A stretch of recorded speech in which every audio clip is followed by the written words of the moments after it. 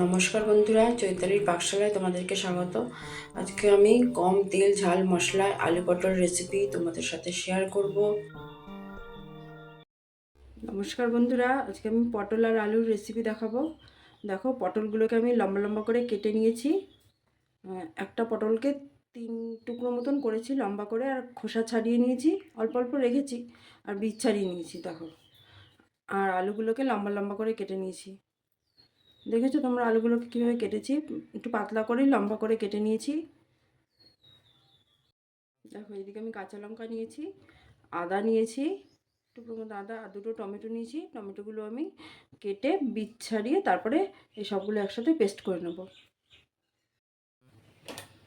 কড়াইতে সর্ষের তেল দিয়ে দিলাম। সর্ষের তেলে আমি রান্নাটা করব। তেলটা একটু নাড়িয়ে নিলাম। তেল গরম হয়ে গেছে, এবার আলুগুলো ছেড়ে দিচ্ছি।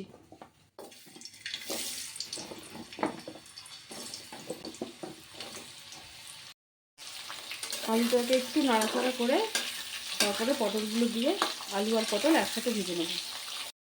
এবার পটলগুলো ছেড়ে দিচ্ছি, দিয়ে একসাথে এবার নাড়িয়ে চাড়িয়ে নেব।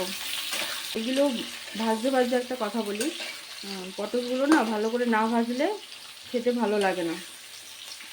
আর এই পটলের আমি বীজগুলো ছাড়িয়ে রেখেছি। আমার বর একদম পটলের বীজ দিয়ে পটলের তরকারি রান্না করলে একদম খেতে পছন্দ করে না।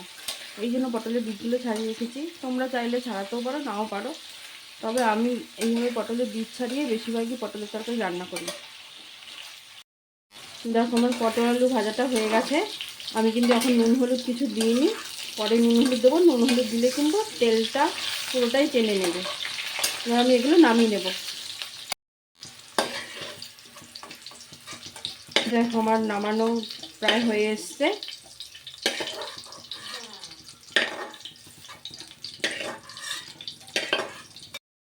এটা আমি কম তেলেই রান্না করব, তাই এখানে আমি আর তেল দেবো না।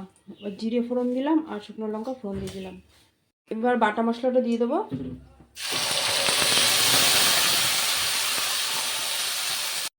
এর মধ্যে আমি 2 চামচ মতন জিরে গুঁড়ো আর ধনে গুঁড়ো দিয়ে দেবো, দিয়ে ভালো করে কষাবো।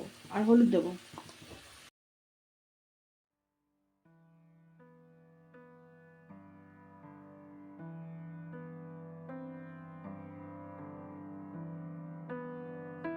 কম তেলেই আমি রান্নাটা করব।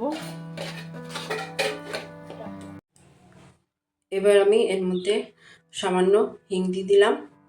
হিং দিয়ে ভালো করে ওটাকে মিশিয়ে নেব। দেখো, আমার মেশানো হয়ে গেছে। এবার আলু আর পটলগুলো দিয়ে দিলাম, যেগুলো আমি ভেজে রেখেছিলাম। ওগুলো দিয়ে ভালো করে মিশিয়ে নেব। এখানে আমার মেশাতে খুব অসুবিধা হচ্ছিল বলে আমি সামান্য জল দিয়েছি। জল দিয়ে ভালো করে মিশিয়ে নেব।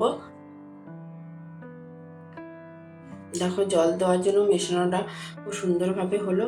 এবার আমি নুন দিয়ে দিলাম। নুন দিয়ে আবার ভালো করে নাড়িয়ে চাড়িয়ে নেব 1-2 মিনিট মতন। দেখো, মশলার সাথে পুরোটাই মিশে গেছে। এবার আমি ঝোলের জন্য জল দিয়ে দেবো।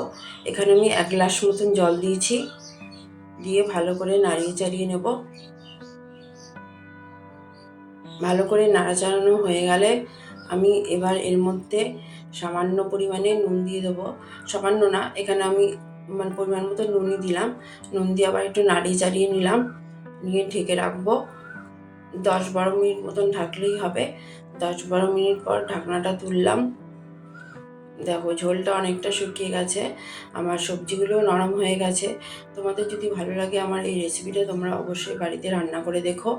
দেখো, এবার আমি গরম মশলা দিয়ে দিলাম। এবার কসুরি মেথি আমি একটু হাতে ডলে দিয়ে দিচ্ছি। এটা খুব কম তেল ঝাল মশলায় রান্নাটা আমি করেছি, খেতে কিন্তু খুব টেস্টি হয়েছিল। তোমরাও বাড়িতে রান্না করো। এবার এর মধ্যে আমি জাগরি পাউডার দিয়ে দিলাম। আর তোমাদের ভালো লাগলে অবশ্যই সাবস্ক্রাইব করে দিও। দেখো, আমার রান্নাটা কমপ্লিট।